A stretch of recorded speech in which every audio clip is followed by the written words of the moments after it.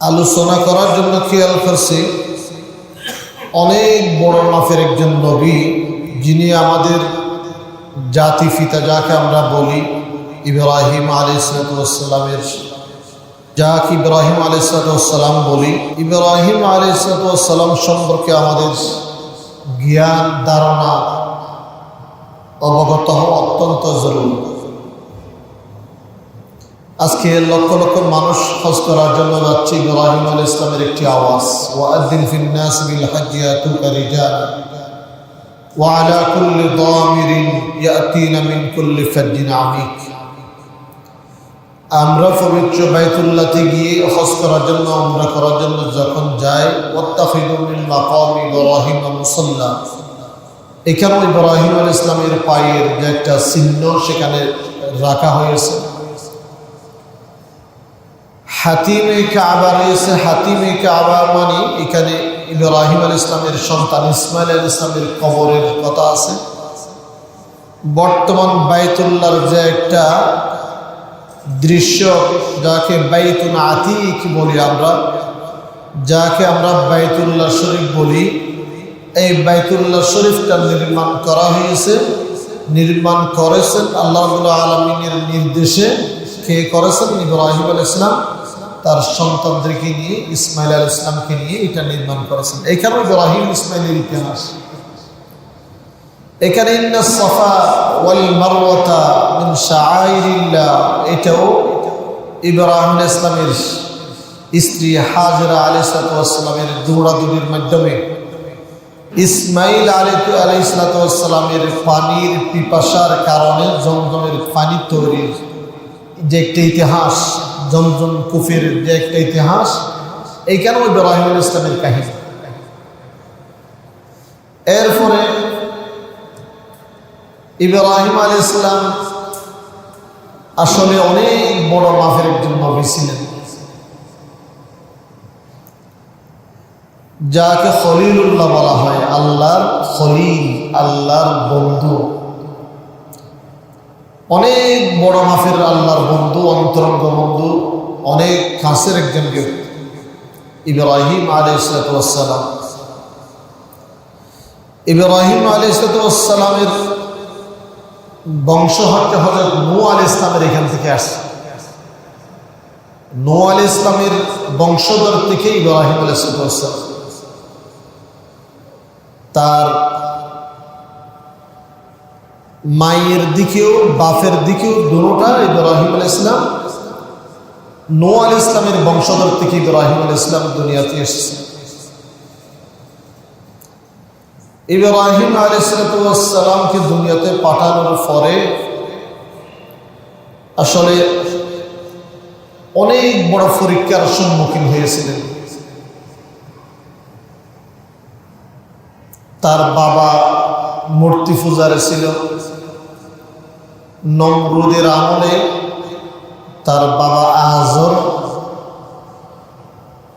শুধু মূর্তি পূজারি করতেন না, মূর্তি বিষয়ক মন্ত্রণালয়ের প্রধান ছিলেন তার বাবা আজর। হযরত ইব্রাহিম আলাইহিস সালাম যখন বড় হয়েছেন, সর্বপ্রথম তার বাবাকে সর্বপ্রথম তার বাবার কাছে দাওয়াত দিলেন আল্লাহর ওয়াহদানিয়তের, আল্লাহর একত্ববাদের দাওয়াত দিয়েছেন। তার বাবা দাওয়াত গ্রহণ করে নাই। তার বাবা মূর্তি পূজা করতেন, হিকমত অবলম্বন করে তার বাবাকে দাওয়াত দিয়েছিলেন। তার বাবা দাওয়াত কবুল করেন নাই। এলাকার সবাইকে দাওয়াত দেওয়া শুরু করলেন। দাওয়াত দিতে গিয়ে অনেক বড় বড় পরীক্ষার সম্মুখীন হয়েছে ইব্রাহিম আলাইহিস সালাম। সারা পৃথিবীর মূল ঘটনাগুলা, শিআরে ইসলামগুলা মক্কা বা বাইতুল্লাহ শরীফের ডানে বামে যা আছে সব ইব্রাহিম আলাইহিস সালামের সাথে সম্পৃক্ত। মিনার জমরাতের যে একটা ইতিহাস, এটা ইসমাইল ইব্রাহিমের কাহিনী। যেটা আমি বলতে চাচ্ছি এটা হচ্ছে ইব্রাহিম আলাইহিস সালাম বারবার পরীক্ষার সম্মুখীন হয়েছিলেন।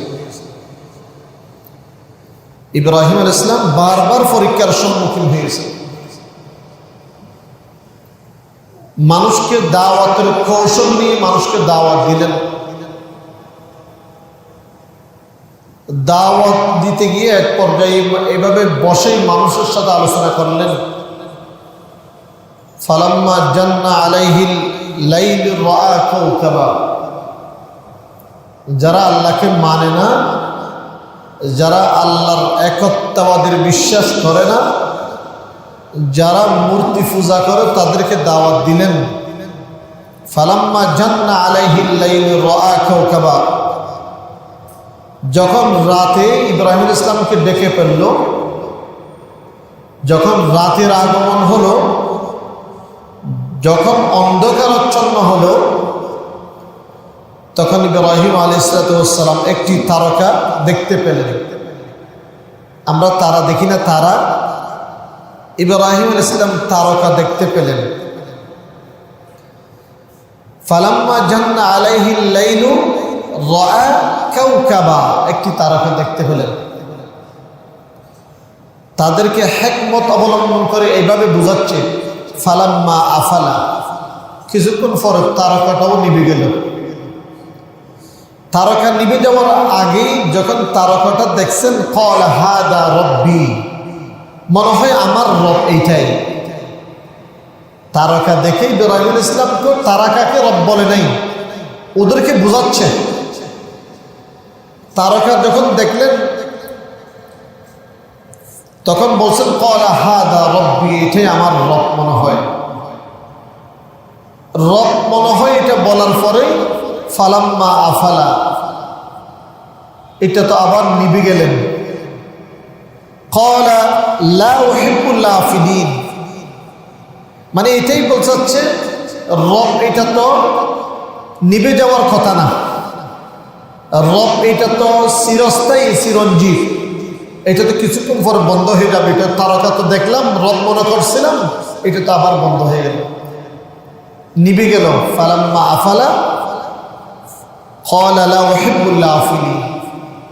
এরপর দেখলেন ফালাম্মা রাআল কমার, চাঁদকে দেখতে পেলেন। যখন চাঁদ দেখছেন, ওয়াল কমার বাযিগা ক্বালা হাদা রব্বি, মনে হয় এটাই আমার রব, মনে হয় এটাই আমার রব।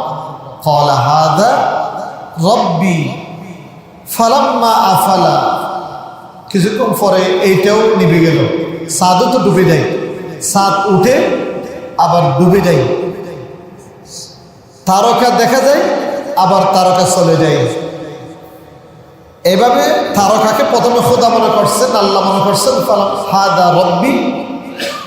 এরপর চাঁদকেও রব মনে করছেন, হাদা রব্বি। এবার কিছুক্ষণ পর চাঁদে চলে গেল। ফালাম্মা রাআল কমার বাযিগান ক্বালা হাদা রব্বি ফালাম্মা আফালা ক্বালা লাইন লাম ইয়াহদিনি রব্বি লাআকুনান্না মিনাল কওমিদ দাল্লিন। এই চাঁদও দেখলাম বন্ধ হয়ে গেল, এটা আমার রব হতে পারে। এটা হচ্ছে ইব্রাহিম আলাইহিস সালাম তাদেরকে বোঝাচ্ছে এভাবে। কিছুক্ষণ পর দেখলেন ফালাম্মা রাআশ শামসা বাযিগা, সূর্য বিশাল বিশাল সূর্য উদিত হলো। ফালাম্মা রাআশ শামসা বাযিগা, ইব্রাহিম আলাইহিস সালাম বললেন হাদা, ক্বালা হাদা রব্বি হাদা আকবার, মনে হয় এটাই সবচেয়ে বড় খোদা, মনে হয় এটাই সবচেয়ে বড় খোদা।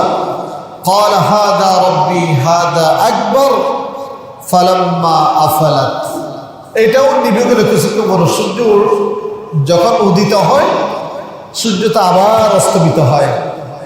তখন ইব্রাহিম আলাইহিস সালাম তাদেরকে বুঝালেন, এগুলো আল্লাহর সৃষ্টি, আল্লাহর সৃষ্টি দেখেই তো আল্লাহকে চিনা যায়। এগুলো তো আল্লাহর সৃষ্টি। চাঁদ কে তৈরি করছে? আল্লাহ রাব্বুল আলামিন। সূর্য কে তৈরি করছে? আল্লাহ রাব্বুল আলামিন। তারা কে তৈরি করছেন? আল্লাহ রাব্বুল আলামিন। এগুলো তো অস্থায়ী, কিছুক্ষণের জন্য আসা, আবার কিছুক্ষণ পরে চলে যায়। তো এগুলা আল্লাহ রাব্বুল আলামিন যে নয়, এগুলা খোদা হতে পারে না, এইটা ইবাদতের জায়গা হতে পারে না। এইটা তাদেরকে হিকমত অবলম্বন করে এভাবে ইব্রাহিম আলাইহিস সালাম বুঝালেন। তার বাবাকে বুঝালেন, হে বাবা, আপনি এমন একটা মূর্তির পূজা করতেছেন যেটা কথা বলতে পারে না, যেটা কানে শোনে না, যেটা চোখে দেখে না, এটা কথা হইল? এখানে এভাবে দাওয়াত দিয়েছেন, সেখানে দাওয়াত দিয়েছেন তাদেরকে শিক্ষা দেওয়ার জন্য। তাদের যখন তারা সকলেই তাদের সমাবেশে, তাদের মেলাতে যখন চলে গেলেন, ইব্রাহিম আলাইহিস সালাম হিকমত অবলম্বন করে মূর্তি ভাঙলেন। মূর্তি ভাঙার পরে বড় মূর্তিটা ভাঙে নাই, যে কুড়াল যেটা আছে এটা বড় মূর্তির গর্দানের মধ্যে উঠে দিয়েছেন।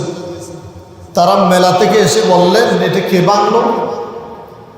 এত বড় জুলুমি কাজ এটা কে করলো? এটা তারা মানতে পারতেছে না। আমি সংক্ষিপ্ত করে একটু ইঙ্গিত দিচ্ছি, এত বড় জুলুমি কাজ এটা কে করলো?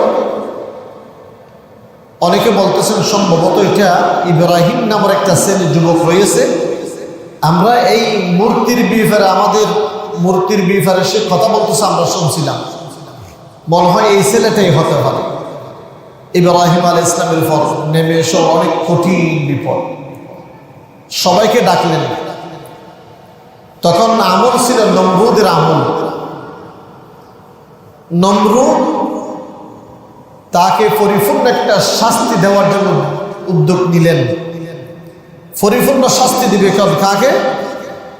ইব্রাহিম আলাইহিস সালামকে। এইটা ইব্রাহিমের কাজ।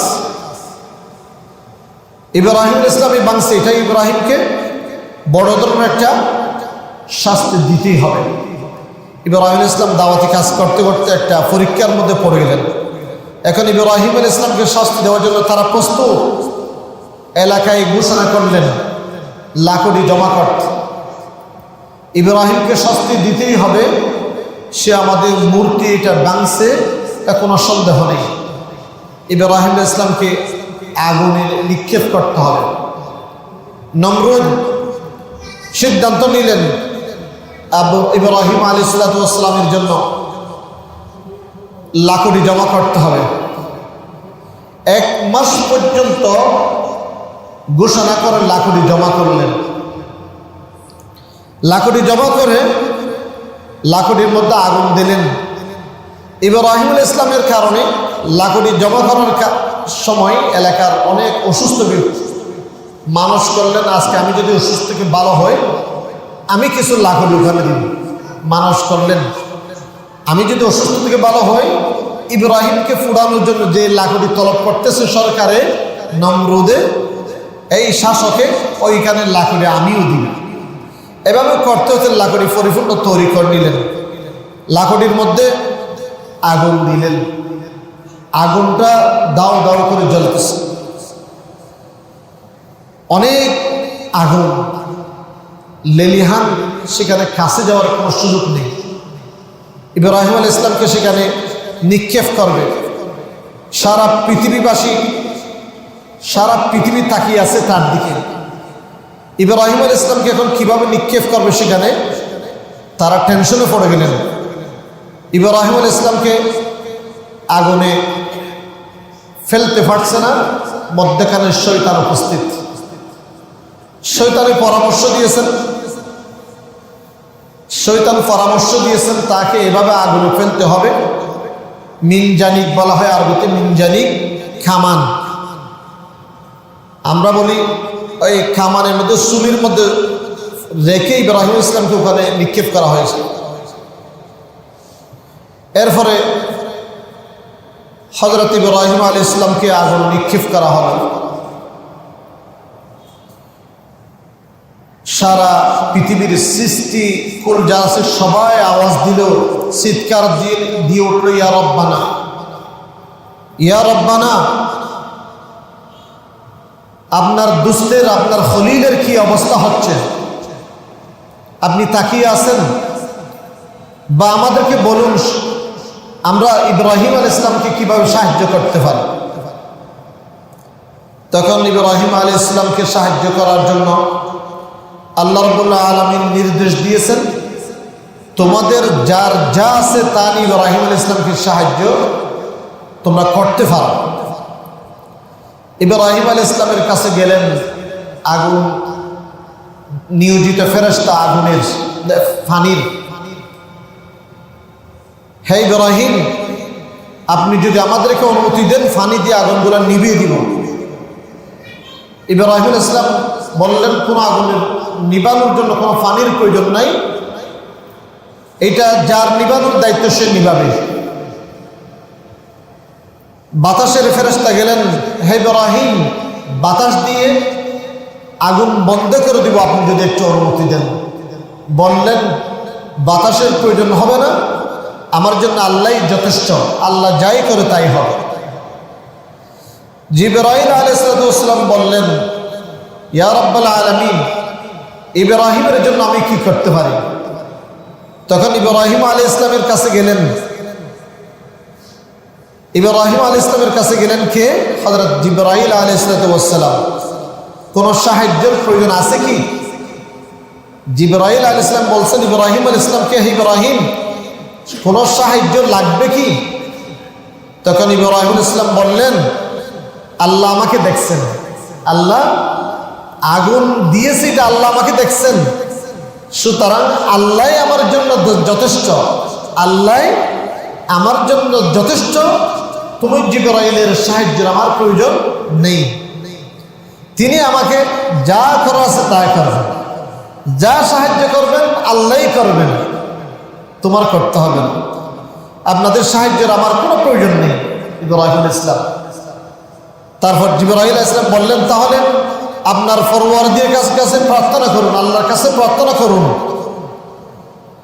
পরওয়ারদিগারের কাছে প্রার্থনা করুন।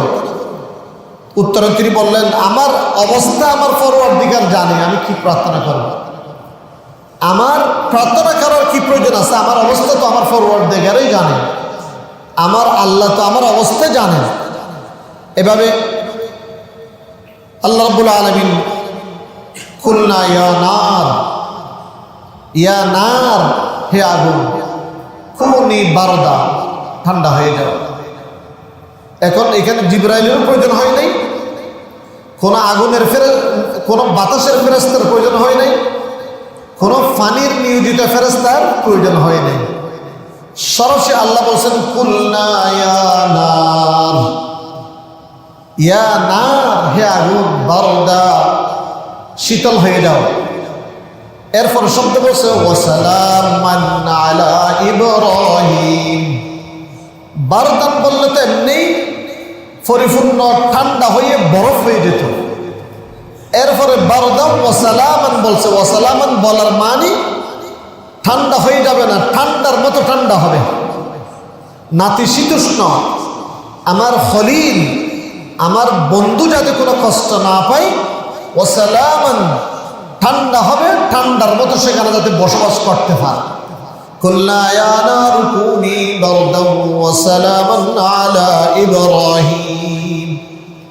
এভাবে আল্লাহ রাব্বুল আলামিন সরাসরি ইব্রাহিম আলাইহিস সালামকে প্রশান্তিময় বা প্রশান্তিকর মানে আগুনকে এভাবে ঠিক করে দিয়েছে। এমনকি ইব্রাহিম আলাইহিস সালাম বলছেন, আমি সেখানে 7 দিন ছিলাম। কোথায়? আগুনের মধ্যে 7 দিন ছিলাম, এত শান্তিতে ছিলাম, দুনিয়ার জিন্দগিতে এরকম শান্তি আমি কোথায় পাই নাই, পাবো না। এরকম শান্তির মধ্যে আগুনের মধ্যে অবস্থান করছে। এদিকে নমরুদ ভোর থেকে তার প্রসাদ থেকে আটটালিকা থেকে তাকিয়ে আছে, কিরে চতুর্দিকে আগুন দাও দাও করে জ্বলছে। ইব্রাহিম আবার সেখানে বসে আছে। আরো একটা গালিচা ইব্রাহিমের জন্য হযরত জিবরাইল আলাইহিস সালাম বেহেশত থেকে একটা কার্পেট নিয়ে আসছে, মকমল একটা গালিচা, বেহেশত থেকে সরাসরি একটা কার্পেট নিয়ে আসছে। সেখানে কার্পেটের মধ্যে ইব্রাহিম আলাইহিস সালাম বসা। বেহেশত থেকে ইব্রাহিম আলাইহিস সালামের জন্য জামা নিয়ে আসছিলেন, কারণ ইব্রাহিম আলাইহিস সালামকে জামাবিহীন আগুনের মধ্যে নিক্ষেপ করছে, জামাবিহীন। তার গায়ের মধ্যে কোনো জামা, এত কষ্ট দিয়েছে নমরুদ শয়তান। জামাবিহীন ইব্রাহিম আলাইহিস সালাম এত বড় একজন নবী, মিল্লাত আবিকুম ইব্রাহিম, এত বড় একজন নবী, তাকে জামাবিহীন আগুনের মধ্যে নিক্ষেপ করা হয়েছে। বড় পরীক্ষা ছিল ইব্রাহিম আলাইহিস সালামের জন্য, বড় পরীক্ষা ছিল। এই জন্য ফেরেশতা জিবরাইল আলাইহিস সালাম বেহেশত থেকে সুন্দর জামা পরিধান করে দিয়েছে। এদিকে নমরুদ উপর থেকে বিল্ডিং থেকে তাকিয়ে আছে, নিচে আগুন জ্বলতেছে। ইব্রাহিম কথা বলতেছেন একজন মানুষের সাথে, তার মতো আকৃতিতে একজন মানুষ তার পাশে বসা আছে, এটাই ফেরেশতা তার পাশে বসা আছে। ইব্রাহিম বুঝলাম না আগুনে কেন জ্বলছে না। কিরে ইব্রাহিম, তোমাকে আগুন স্পর্শ করে নাই? হ্যাঁ, আমাকে তো আগুন স্পর্শ করে নাই। কিরে তুমিও আগুন থেকে এদিকে আসতে পারবে? হ্যাঁ, আমি আসতে পারবো। ইব্রাহিমের সাথে কথা বলতেছেন নমরুদ, আওয়াজ দিয়ে কথা বলতেছেন। তখন ইব্রাহিম আলাইহিস সালাম আগুন থেকে হেঁটে সোজা নমরুদের দরবারে চলে আসলেন। নমরুদ অবাক হয়ে গেল, আগুন থেকে হেঁটে আসা। ইব্রাহিমের খোদা তো অনেক মজবুত। এই ইব্রাহিমের খোদার জন্য আজকে এই যে ঘটনা দেখছেন নমরুদে, এই জন্য ইব্রাহিম আলাইহিস সালামের এই কাহিনীটা দেখার কারণে নমরুদে কিছু গাবি মানুষ করলেন। 4,000 গাবি মানুষ মান্নত করলেন, জবাই করবে। ইব্রাহিমের খোদা যে এরকম একটা কাজ করতে পারলো, সেই জন্য গাবি মানুষ করলেন। ইব্রাহিম আলাইহিস সালাম বললেন, আমার খোদা, তুমি যতক্ষণ পর্যন্ত ঈমান আনবে না, এতক্ষণ পর্যন্ত তোমার এই গাবির মানুষগুলা আমার খোদা কবুল করবে না। তখন নমরুদ বললে, তোমার খোদা কবুল না করলেও আমি যেহেতু মানুষের সাথে ওয়াদা করছি, মানুষ করেছি, আমি এগুলো জবে করবই, মানুষকে এই মানুষগুলো খাওয়াবো। দেখেন ইব্রাহিম আলাইহিস সালাম সেখান থেকে বেঁচে গেলেন। অনেক বড় পরীক্ষা ছিল, আগুনের মধ্যে নিক্ষেপ করা, এটা অনেক বড় পরীক্ষা ছিল।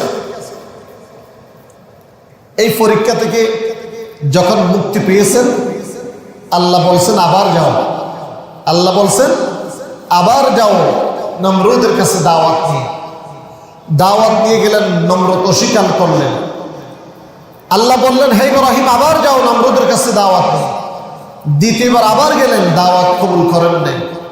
তৃতীয়বার আবার গেলেন নমরুদের কাছে দাওয়াত নিয়ে, নমরুদ দাওয়াত গ্রহণ করলেন না। এমনকি 4,000 গাবি তো মানুষ করছেন, 4,000 গাবি। এবার আবার দাওয়াত দিলেন। নমরুদ চিন্তা করলেন, এখন ইব্রাহিম ইসলামকে বললেন, তোমার দল বল নিয়ে তুমি আসো, আমার দল বল নিয়ে আমি আসবো, দেখি কার শক্তি কতটুকু আমি দেখি। এখন ইব্রাহিম আলাইহিস সালামের তো কোনো দল বল নেই, ইব্রাহিম আলাইহিস সালামের কোনো দল বল নেই।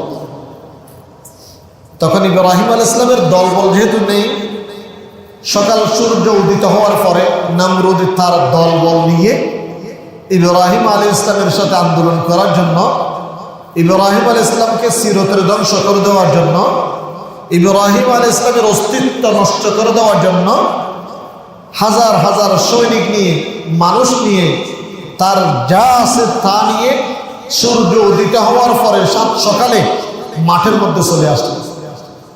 এখান দেখলেন ইব্রাহিমের কোনো শক্তি নাই। তারা ঠাট্টা মশকারা নানান রকমের মজাক করা শুরু করলেন। এরপর ইব্রাহিম আলাইহিস সালামের পক্ষ থেকে আল্লাহ রাব্বুল আলামিন মশা পাঠিয়েছেন, বিশাল মশার বাহিনী। এমনকি মশা আস্তে আস্তে আস্তে আস্তে চতুর্দিকে ছড়িয়ে গেছে। তারা সূর্যের আলো দেখতে পাচ্ছে না, সূর্যের আলো অন্ধকার হয়ে গেছে। সকালের সূর্যের যে একটা সুন্দর আলো, এটা অন্ধকার হয়ে মেঘলা আসলে মেঘ যেভাবে ডেকে যায়, সূর্য যেভাবে ডেকে যায়, এভাবে মশা আল্লাহ রাব্বুল আলামিন এতগুলো পাঠিয়েছেন। এই মশাগুলো এসে ইব্রাহিম আলাইহিস সালামের পক্ষ থেকে, আল্লাহর পক্ষ থেকে নুসরত সাহায্য, এটা হচ্ছে মুজিজা। আল্লাহর পক্ষ থেকে মশা এসে নমরুদের বাহিনী যারা ছিল তাদেরকে এভাবে আক্রমণ করছে যে মশাই তাদেরকে এভাবে ধরছে যে তাদের সমস্ত রক্ত শুষে ফেলছে। নাউযুবিল্লাহ মিন যালিক, সমস্ত রক্ত শুষে ফেলছে। রক্ত শুষে তাদের সমস্ত মাংস, সমস্ত গায়ের মাংস খেয়ে ফেলছে। এমনকি শুধুমাত্র হাড্ডিটা রেখে দিয়েছেন। এই হাড্ডি নিয়ে সমস্ত নমরুদের বাহিনী নিমিষে শেষ করে দিয়েছেন আল্লাহ রাব্বুল আলামিন। দেখুন সামান্য একটা আল্লাহর শক্তি, আল্লাহর সাথে মশকরা, আল্লাহর সাথে আন্দোলন। ইব্রাহিম তো আল্লাহর নবী, তার সাথে কি আন্দোলন করা যাবে? তাকে কি মারার জন্য সম্ভব? বাইতুল্লাহ শরীফ ধ্বংস করার জন্য আসছিল কে? আবাবিল পাখি দিয়ে ধ্বংস করে দিয়েছিল না? আলাম তারা কাইফা ফাআলা রাব্বুকা বিআসহাবিল ফিল আলাম ইয়াজআল কাইদাহুম ফি তাদলিল ওয়া আরসালা আলাইহিম তায়রান আবাবিল। আবরাহা বাহিনী আল্লাহ রাব্বুল আলামিন দলে দলে যাকে যাকে পাখি পাঠিয়ে তাদেরকে শেষ করে দিয়েছে। মিনার মুজদলিফার মধ্যখানে জায়গার মধ্যে হাতি তাতি যা আছে সব ধ্বংস হয়ে গেছে। এভাবে ইব্রাহিম আলাইহিস সালাম, মানে যে ইব্রাহিম আলাইহিস সালামের পক্ষ থেকে, আল্লাহর পক্ষ থেকে যে একটা নুসরত, মশা এসেই নমরুদের বাহিনীকে শেষ করে দিয়েছে। দিন শেষ, রাত্রে উঠেই সকালে আবার তারপর দিন দেখতেছে একজনও বেঁচে নেই। বেঁচে আছে কে? নমরুদ। তাকে মারে নাই। নমরুদকে একটু শাস্তি বেশি দিয়ে মারবে। হঠাৎ শেষ করে দিল তো খেলা শেষ। তার কানের মধ্যে একটা মশা ঢুকে গেছে। আল্লাহর নবীকে কষ্ট দিয়েছে, আল্লাহর নবীর দাওয়াত কবুল করে নাই, আল্লাহর নবীকে আগুনে নিক্ষেপ করা হয়েছে, তাকে তার ছাড় দেওয়া যায়নি। তাকে ছাড় দেওয়া হয়েছিল, 3 বার পর্যন্ত দাওয়াত দিয়েছে, তাকে ছাড় দেওয়া হয়েছিল, কিন্তু সে গ্রহণ করে নাই। এরপরে মশাটা এখানে ঢুকে তাকে এভাবে আক্রমণ করতেছে, এমনকি এক পর্যায়ে সে একজন মানুষ নিয়োগ দিয়েছিল, তাকে ওই লোহার হাতুড়ি দিয়ে তাকে প্রতিদিন প্রতি মুহূর্তে আঘাত করা হতো মাথার মধ্যে। প্রতি মুহূর্তে লোহার হাতুড়ি দিয়ে তাকে একটা মানুষ যখন ব্যয় করত, তখন লোহার হাঁটু দিয়ে যখন আঘাত করা হতো তখন একটু আওয়াজ বন্ধ হতো, আবার আওয়াজ শুরু হতো, আবার মারা শুরু হতো। এভাবে দীর্ঘদিন পর্যন্ত তাকে এভাবে মারি তাকে এভাবে কষ্ট দিয়ে দুনিয়া থেকে আল্লাহ রাব্বুল আলামিন বিদায় দিয়েছে। এই জন্য নবীর সাথে কোনো বেয়াদবি করতে নেই। আল্লাহ রাব্বুল আলামিন ইব্রাহিম আলাইহিস সালাম অনেক বড় বড় পরীক্ষার সম্মুখীন হয়েছেন, অনেক বড় বড় পরীক্ষার। শেষ পর্যায়ে যখন 85 বছর বয়স হয়েছিল, যখন 70 বছর বয়স হয়েছিল, ইব্রাহিম আলাইহিস সালামের বয়স হয়ে গেছে। ইব্রাহিম আলাইহিস সালামের বয়স হয়ে গেছে, একটা সন্তান নেই, সন্তান দেওয়ার ক্ষমতাও নেই। ইব্রাহিম আলাইহিস সালামের বয়স হয়ে গেছে, তার পরিবার যে সারা আলাইহিস সালাম, তার বয়সও শেষ। এরপরে তার সারাকে খাদেমা হিসেবে হাজার আলাইহিস সালামকে দিয়েছিলেন। একটা কাহিনী আছে, ইব্রাহিম আলাইহিস সালাম যখন হিজরত করে, যখন যাচ্ছিলেন একটা সাথে সাথে যাওয়ার সময় হযরত লূত আলাইহিস সালাম ছিলেন। লূত আলাইহিস সালাম হচ্ছে হযরত ইব্রাহিম আলাইহিস সালামের বাইফুত। তার সাথে হিজরত করে যাওয়ার সময়, সফর করার সময় তার স্ত্রী সারা আলাইহিস সালাম ছিলেন। সারা আলাইহিস সালাম অনেক সুন্দর একটা মেয়ে ছিল, অনেক সুন্দর একটা রমণী ছিল। সারা আলাইহিস সালাম সুন্দর রমণী যেহেতু ছিল, সে পাগল হয়ে গেছে। তাকে ধরার জন্য হাত বাড়ালেন। তাকে ধরার জন্য হাত বাড়ার সাথে সাথে আল্লাহ রাব্বুল আলামিনের পক্ষ থেকে ওই বাদশাহ, জালেম বাদশার হাত অবশ হয়ে গেলেন।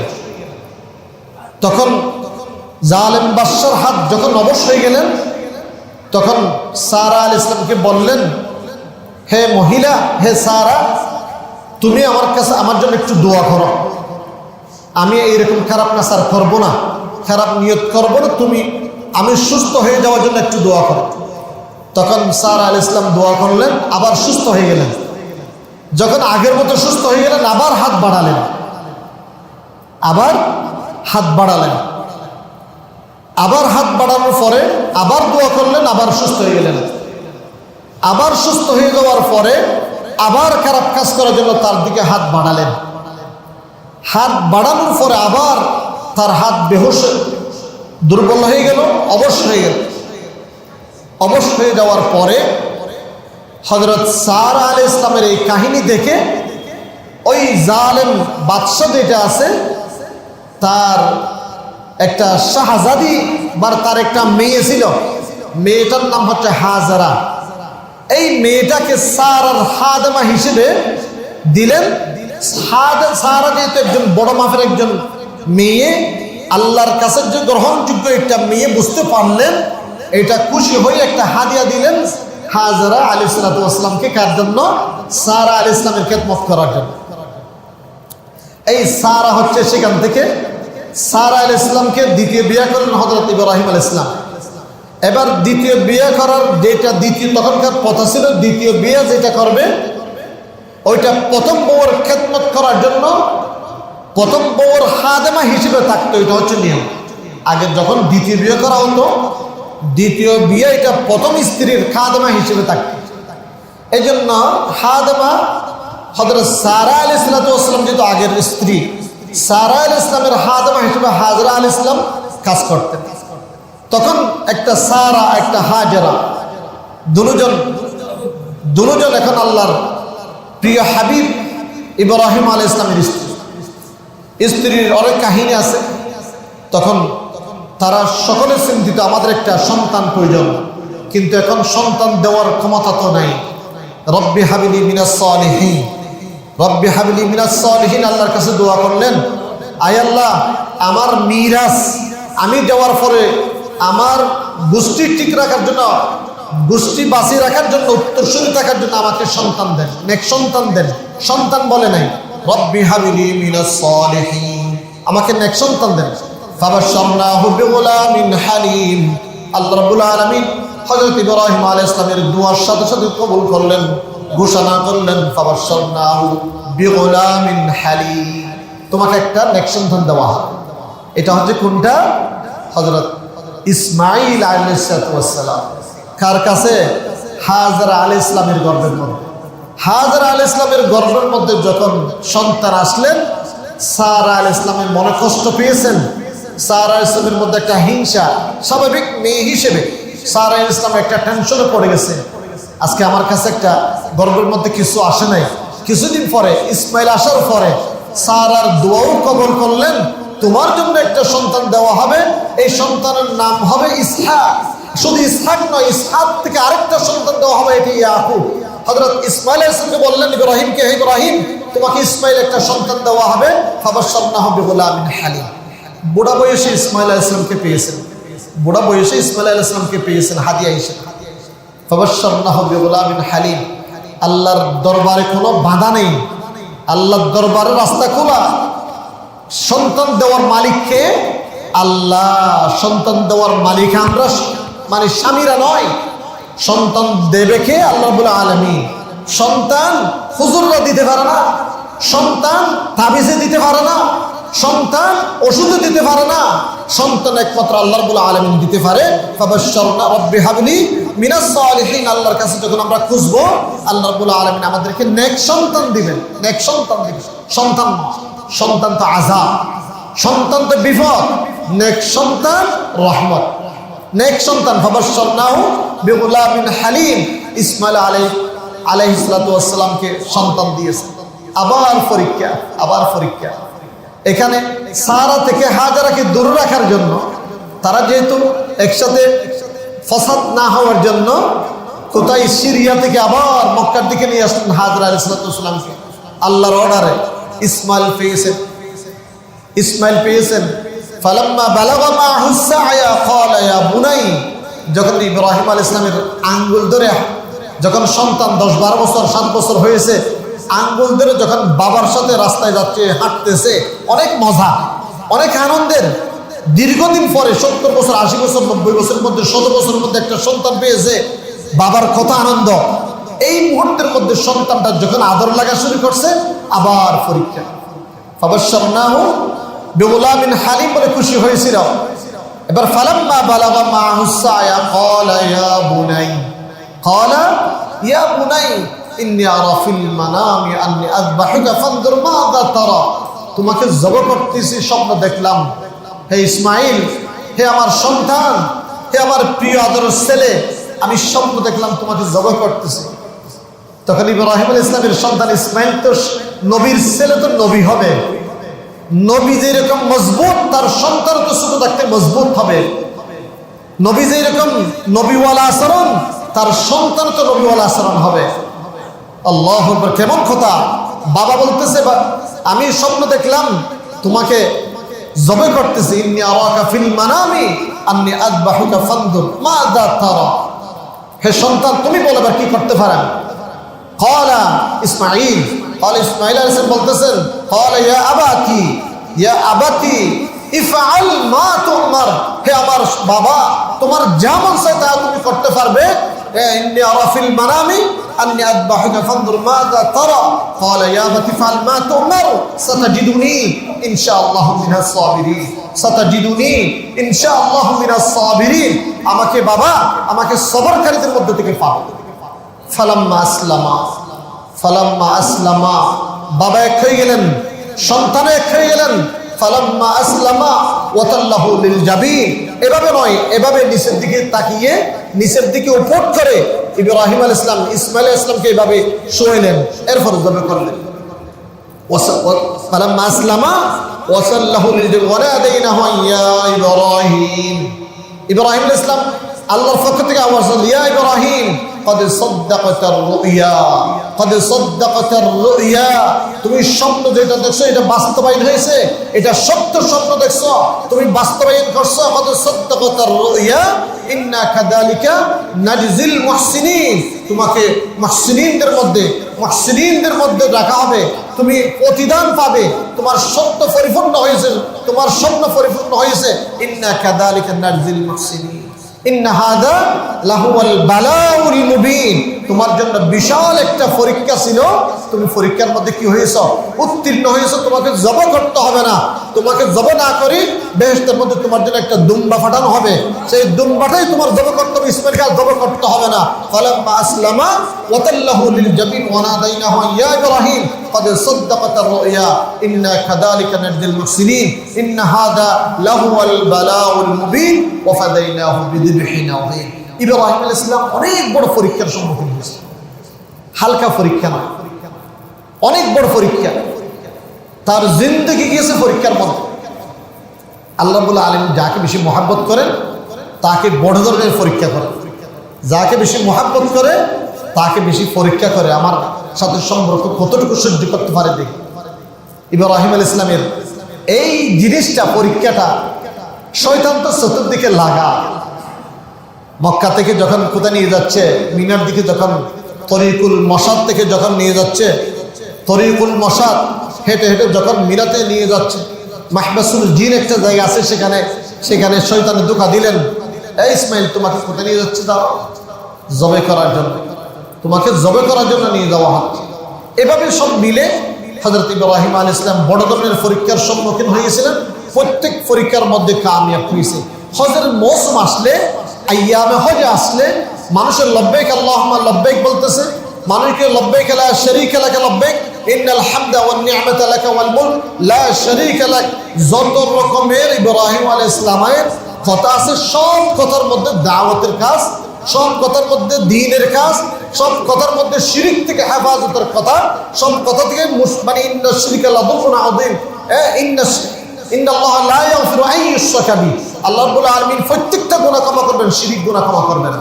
প্রতিটি কোরআন আয়াতের মধ্যে বাইতুল্লাহ শরীফ নির্মাণ করার সময় সেখানে বললেন, মানে অনেক, মানে এবার বারবার শিরকের কথা, শিরক থেকে হেফাজতের জন্য। وإذ قال إبراهيم رب اجعل هذا البلد آمنا واجنبني وبني أن نعبد الأصنام وإذ ابتلى إبراهيم ربه بكلمات فأتمهن قال إني جاعلك للناس إماما قال ومن ذريتي قال لا ينال عهد الظالمين। এগুলো সব এরকম, এগুলো সব ইব্রাহিম আলাইহিস সালামের কাহিনী।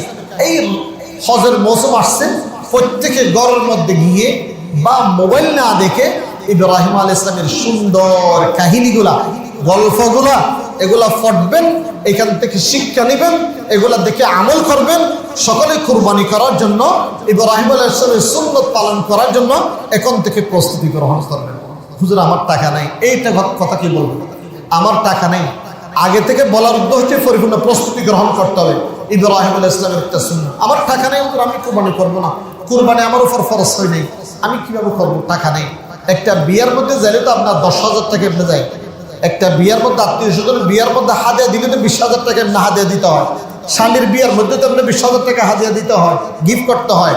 আল্লাহর রাসূল হযরত ইব্রাহিম আলাইহিস সালামের একটি সুন্নাহ বাস্তবায়ন করার জন্য কুরবানির প্রস্তুতি এখন থেকে গ্রহণ করবেন ইনশাআল্লাহ। আমার ফরজ না হলেও নফল কুরবানি করার জন্য এখন থেকে প্রস্তুতি নেবেন। আল্লাহ রাব্বুল আলামিন আপনাদেরকে কবুল করুন, আপনাদের কুরবানিকে কবুল করুন।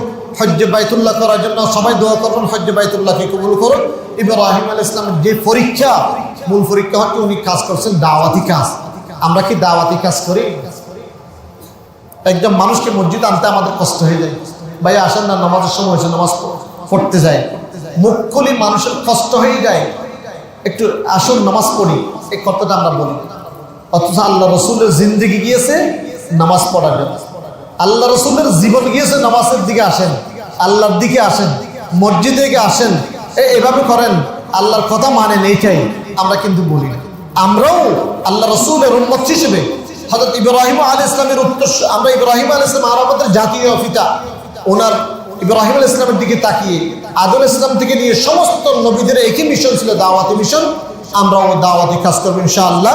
উদউ ইলা সাবিলি রাব্বিকা বিল হিকমা ওয়াল মাউইযাতিল হাসানাহ ওয়াজাদিলহুম বিল্লাতী হিয়া আহসান। তর্ক বিতর্ক করব না, বাড়াবাড়ি করব না, আমরা বড় ধরনের কোনো বিপদের যাতে সম্মুখীন না হয়, হিকমত অবলম্বন করে সবাইকে দাওয়াতি কাজ করাবো ইনশাআল্লাহ। আল্লাহ রাব্বুল আলামিন সবাইকে আমল করার তৌফিক দান করুন। ওয়া আখিরু দাওয়ানা আনিল হামদুলিল্লাহি রাব্বিল আলামিন।